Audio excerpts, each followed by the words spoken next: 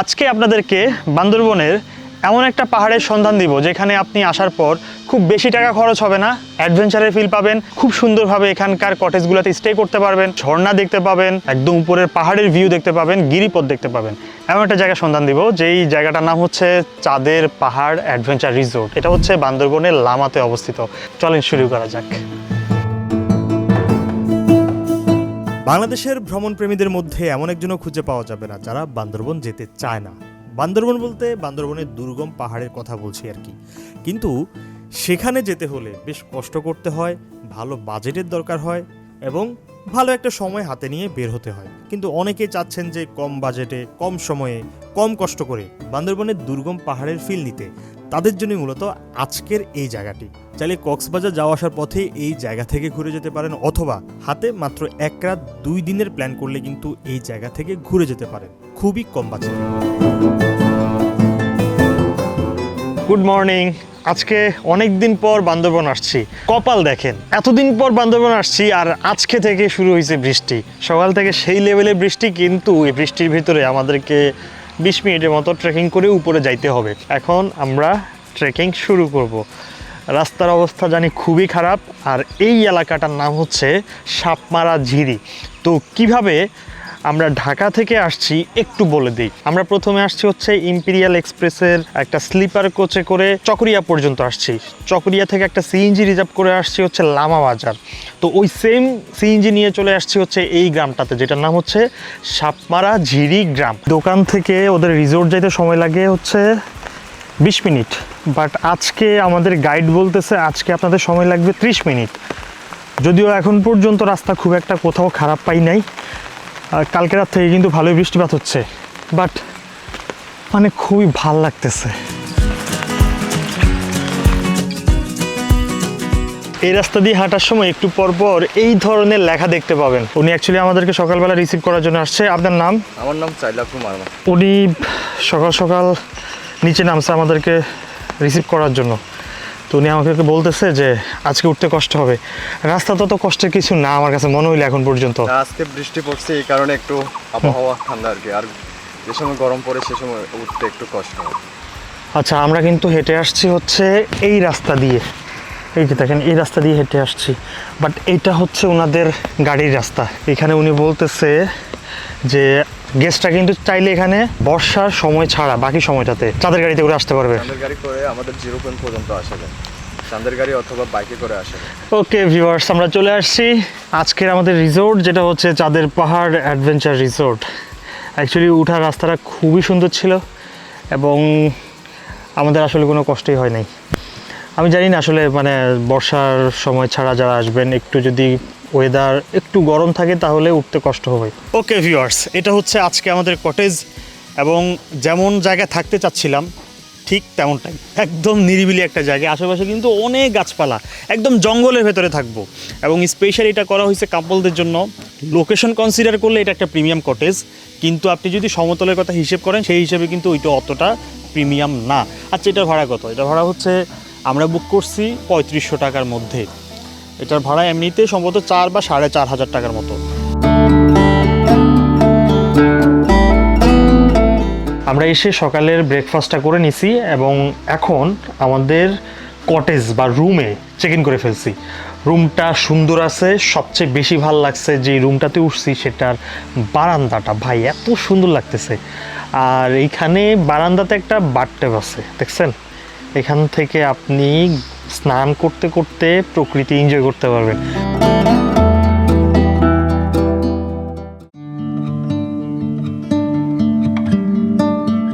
সকাল সকাল আইসা জাস্ট একটা ঘুম দিছি। এখন আমরা আসলে দুপুরের খাবারটা খাওয়ার জন্য যাব। বাট তিথি, বলো তো লোকেশনটা কেমন? লোকেশনটা মানে এক কথায় ওয়াও, এত সুন্দর। আমাদের যেইখানে কটেজটা, আশেপাশে আর কিছু নাই, চারপাশে মনে হচ্ছে যেন আমরা একদম একা একটা জায়গায় আছি, এত জোস।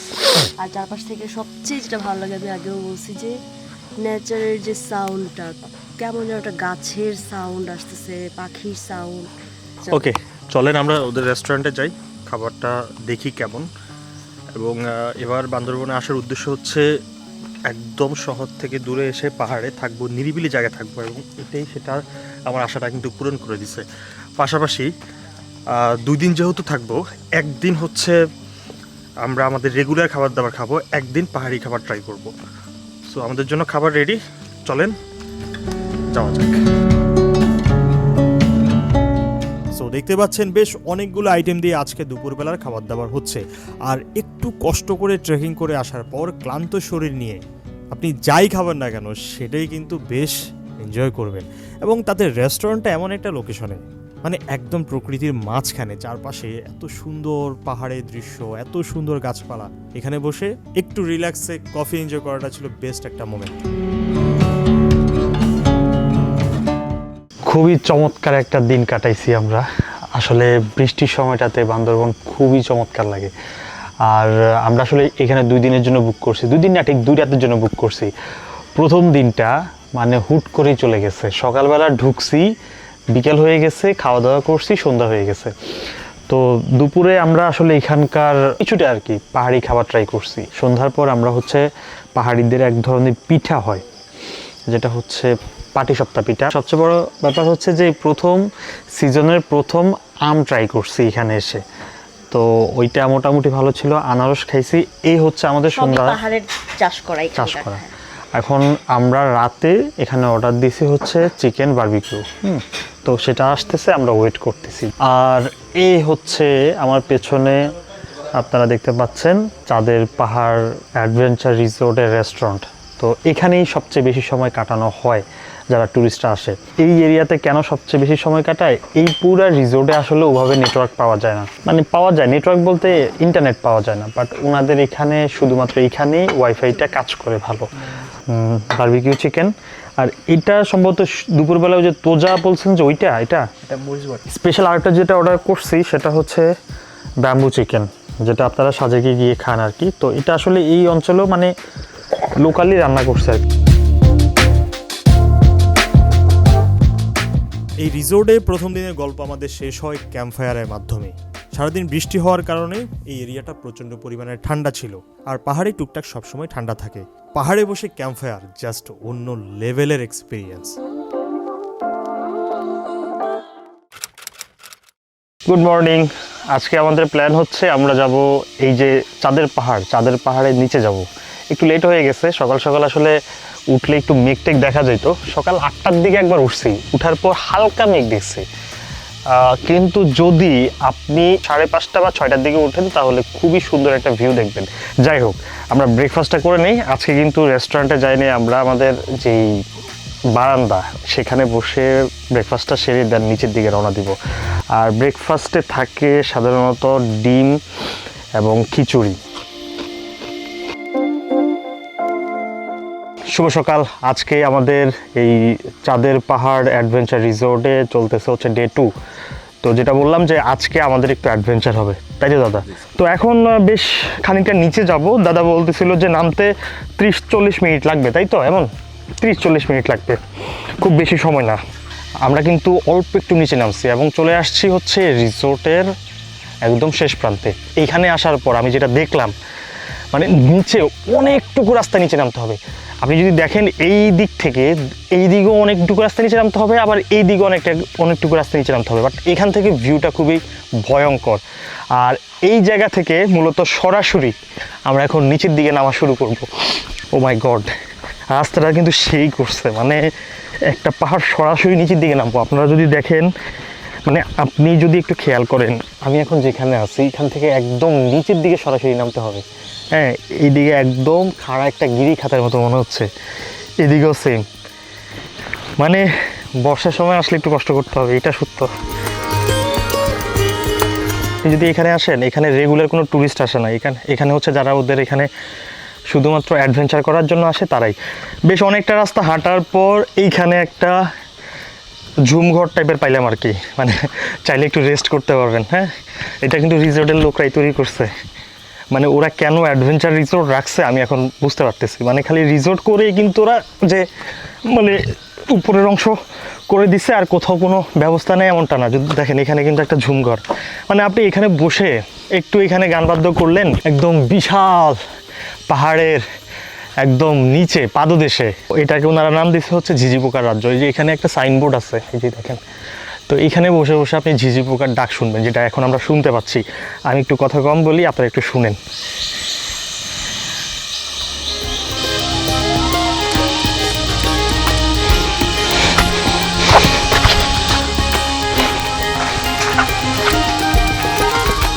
আমরা কিন্তু এখন চলে আসছি একটা পয়েন্টে, যেটাকে ওনারা নাম দিচ্ছে হচ্ছে চন্দ্রবিন্দু পয়েন্ট। হ্যাঁ, এই যে দেখেন চন্দ্রবিন্দু পয়েন্ট। এখানে ডিরেকশন দেওয়া আছে ঝিঝি পোকার রাজ্য এইদিকে, মাইনকাচ্চিপা এইদিকে, তারপরে টিং টিং গিরিপথ এইদিকে, চিচিং ফাঁক।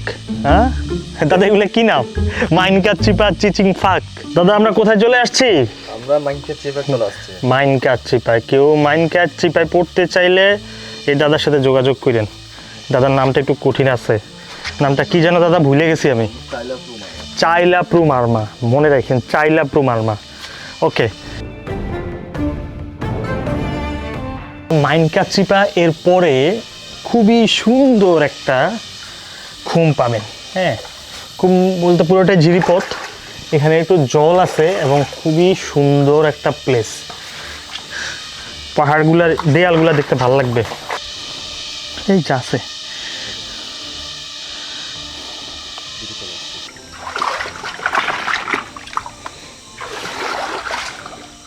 এখান থেকে হচ্ছে এটা আমরা যেখানে আসছি, এটা হচ্ছে অ্যাডভেঞ্চারের শেষ পয়েন্ট। মানে আপনি সামনে গেলে আরও অ্যাডভেঞ্চার করতে পারবেন, কিন্তু অ্যাকচুয়ালি অ্যাডভেঞ্চার করার পর আর ফিরে আসতে পারবেন কি না, এইটা একটা ব্যাপার আছে। ওকে, আমরা চলে আসছি আমাদের একদম লাস্ট পয়েন্টে। বাট এখান থেকে ভিউটা খুবই সুন্দর লাগতেছে এবং যতটুকু আমরা এক্সপ্লোর করছি মজা লাগছে আমার কাছে। অ্যাকচুয়ালি ছোটোখাটো অ্যাডভেঞ্চার, বাট অনেক মজা পাইছি।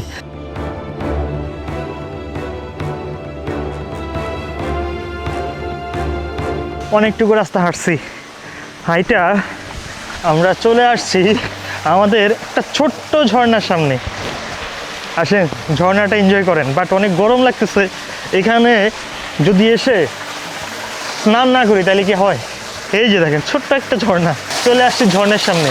হাসবেন না প্লিজ, আগেই বলে রাখি যে এখানে কোনো বড় ঝর্ণা দেখবেন না, ছোট্ট ঝর্ণা। বাট ভালো লাগতেছে, একটু প্রশান্তি লাগতেছে। চলেন একটু নামা যাক।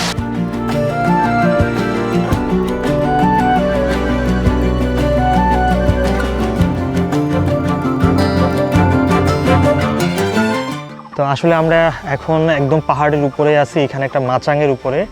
তো এই যে বাগানটা আছে না, লিচু বাগান, আম বাগান, এটার মালিক হচ্ছে ইনি। আমরা এখান থেকে অলমোস্ট 100টার মতো আসলে একদম মানে উনি নিজে পেড়ে দিছে, মানে খুব হেভি লাগতেছে। একদম বাগান থেকে মালিক নিজে পেড়ে দিছে। এখন রিসোর্টে গিয়ে নিজেরা খাবো, চলেন যাই। খুবই অ্যাডভেঞ্চারাস একটা জার্নি শেষ করে রুমে গিয়ে ফ্রেশ ট্রেশ হয়ে চলে আসি দুপুরে খাবার খাওয়ার জন্য। খাবার শেষ করে বিকেলের সময়টাতে আমরা একটু রিসোর্টটা ঘুরে দেখার জন্য বের হই, কারণ আজকে হচ্ছে আমাদের রিসোর্টের শেষ দিন। কালকে অবশ্য আমরা চেক আউট করবো। ওকে, রেস্টুরেন্টের পাশে খুবই সুন্দর একটা মাচাং, রিসোর্টের ঢুকার মুখেই এই মাচাংটা আপনারা পাবেন। তারপরে চলে যায় একটা ভিউ পয়েন্টে। এই জায়গা থেকে এত সুন্দর ভিউ আপনি এনজয় করতে পারবেন, ভাষায় প্রকাশ করার মতো না। আর বৃষ্টি হলে তো কথাই নাই। এই জায়গাটাতে কিন্তু আপনারা খুবই কম বাজেটে থাকতে পারবেন শুধুমাত্র এই ভিউ পয়েন্টে। কীভাবে? তাঁবুতে। হ্যাঁ, যাদের বাজেট কম তারা কিন্তু এখানে 1000 থেকে 1200 টাকার মধ্যেই কিন্তু খাবার দাবার সহ তাঁবুর সুবিধা পেয়ে যাবেন। অবশ্যই একটা গ্রুপ করে আসতে হবে। ও, এই রিসোর্টের বাকি কটেজগুলো একটু দেখাই আপনাদেরকে, চলেন। আমাদের কাপল ভিলাটা আপনারা দেখছেন, এখন যেটা দেখাবো সেটা হচ্ছে শুধুমাত্র ফ্যামিলিদের জন্য। ফ্যামিলি মেম্বার যদি 6-7 জন 8 জন চলে আসেন তাহলে এই ধরনের ভিলা হবে একদম পারফেক্ট। ভাড়াটাও মোটামুটি রিজনেবল বলবো না। বাই দ্য ওয়ে, এখানকার কোনো কটেজে এখন পর্যন্ত কোনো এসি নাই। এটার নেগেটিভ সাইড এই রিসোর্টটার, এবং আসার মতো ভালো রাস্তা নাই, দুইটা হচ্ছে নেগেটিভ সাইড। আচ্ছা, তো এই কটেজটার ভাড়া আপনার অলমোস্ট 7 থেকে 8 হাজার টাকার মধ্যে পাবেন। আসেন ভেতরে গিয়ে আপনাদেরকে আর একটু বেটার ওয়েতে দেখাই। আচ্ছা, এটা হচ্ছে নিচের তলার রুম, এখানে 4 জন থাকা যায়। আবার এটার নিচে আবার 2টা বেড আছে, সেখানে 4 জন থাকতে পারবেন। সেমি ডুপ্লেক্স যেটা, সেটার কাহিনী হলো জাস্ট আপনি ঢুকবেন, ঢুকার পর নিচে নামবেন, নিচে নামলে কিন্তু আরেকটা রুম পাচ্ছেন। আবার এই সাইডেও অনেকগুলা কটেজ এবং এই দিকের ভিউটাও কিন্তু সুন্দর। এই যে এই দিকের ভিউটা খুবই সুন্দর, মানে সম্পূর্ণ পাহাড়টার বিভিন্ন জায়গায় কিন্তু ছোটো ছোটো করে তারা কটেজ করছে। কেউ চাইলে তাঁবুতে থাকতে পারে, ক্যাম্প ফায়ার করতে পারে। এই যে শৈশবের মাঠ, হ্যাঁ, খেলাধুলা করার জন্য। একটু নেগেটিভ সাইডগুলো বলে দিই, সেটা হচ্ছে যে খাবার দাবার মানে একদম প্রিমিয়াম মানের খাবার দাবার পাবেন না। খাবার দাবার হচ্ছে যে একদম লোকালদের মতো রান্নাবান্না হয় আর কি এখানে। তো এই খাবার দাবারটা আমার মনে হয় আরেকটু আপগ্রেড করা উচিত, এবং বিদ্যুতের বিষয়টাও কিন্তু মাথায় রাখা উচিত। এই যে এইখানে একটা রুম আছে, এই যে এটা একদম পাহাড়ের ঢালে, ওই দিকে একটা রুম আছে। তো এগুলার প্রাইস আমি আসলে এখনই বলতে পারতেছি না, তবে 3.5 থেকে 4.5-এর মধ্যেই হবে। রুমগুলা মোটামুটি একটা মানে পাহাড়ি অঞ্চলে এসে একদম নির্জন একটা জায়গা থাকবেন সেই হিসেবে কনসিডার করলে ঠিক আছে। প্রিমিয়াম মানের কোনো কিছু এখানে পাচ্ছেন না বললেই চলে, বাট অ্যাডভেঞ্চার করতে চাইলে তারা আসেন, স্পেশালি এগুলো কাপলদের জন্য। বাট যারা ব্যাচেলার আসবেন, ব্যাচেলারদের জন্য তারা আসলে কী রাখছে একটু দেখে আসি চলেন। ওগুলা কিন্তু অনেক বাজেট ফ্রেন্ডলি হবে, এটা মাথায় নিয়ে আসতে হবে। আমরা এই রিসোর্টে আসার পর থেকে শুধু বৃষ্টি আর বৃষ্টি, মানে ঢুকার পর থেকে বৃষ্টি। আজকে সারাদিন বৃষ্টি হয় নাই, কিন্তু বিকেলের পর থেকে দেখেন কি সুন্দর বৃষ্টিময় একটা ওয়েদার, এবং বৃষ্টিটা কিন্তু ঝুম বৃষ্টি হচ্ছে। গতকালকের তুলনায় আজকে বৃষ্টির পরিমাণ একটু বেশি, এবং বৃষ্টির মধ্য দিয়ে বিকেলবেলা বা সন্ধ্যার সময়টাতে যে ভিউটা দেখতে পাচ্ছি ভাই অসাধারণ। এখন কিন্তু হচ্ছে আমরা আমাদের যে কটেজটাতে ছিলাম সেই কটেজে নাই, আমরা আসছি আসলে এখানে ভিউ পয়েন্টে কিছুটা সময় কাটানোর জন্য। বৃষ্টি চলে আসছে, এখন এখানকার যেই মানে ব্যাচেলারদের জন্য যে রুমটা, সেই রুমে কিন্তু এখন আমরা ঢুকে গেছি, এবং খুবই চমৎকার একটা দৃশ্য দেখতে পাচ্ছি। ওকে ভিউয়ার্স, আজকে এখন আমরা চেক আউট করবো, আর নিচে নামার রাস্তা ওই আগের মতোই নামবো। যদিও বৃষ্টি নাই, আমরা চাইলে বাইকে নামতে পারতাম, বাট তিথি বলতেছিল তিথি শিশির বাইকে না নামি, আমরা কি ট্রেকিং করেই নাম। এক্সপিরিয়েন্স একটু ছোট্ট করে বলি, সেটা হচ্ছে যে আমার তো খুব ভালো লাগছে জায়গাটা। রুম কোয়ালিটি মোটামুটি, খুব বেশি আশা করি আসেন না। ভিউগুলো সুন্দর, খাবার দাবারও মোটামুটি, যদি আসলে সবসময় বিদ্যুৎ পাবেন না, মানে আমরা পাই নাই আসলে দুদিন ভারী বৃষ্টি হওয়ার কারণে। সো আসতে পারেন, রিকমেন্ড করতে পারবো, কোনো সমস্যা নাই। জাস্ট আপনি যদি অ্যাডভেঞ্চার মাইন্ডসেট নিয়ে আসেন তাহলে ভালো লাগবে। আর যদি মনে করেন যে না, আপনার খুব কমফোর্ট দরকার সব কিছুতে, তাহলে আপনি এখানে না আসাই বেটার হবে। কক্সবাজার যেতে পারেন, সিলেট যেতে পারেন, শ্রীমঙ্গল যেতে পারেন, বাট এই জায়গাটা না। টাটা।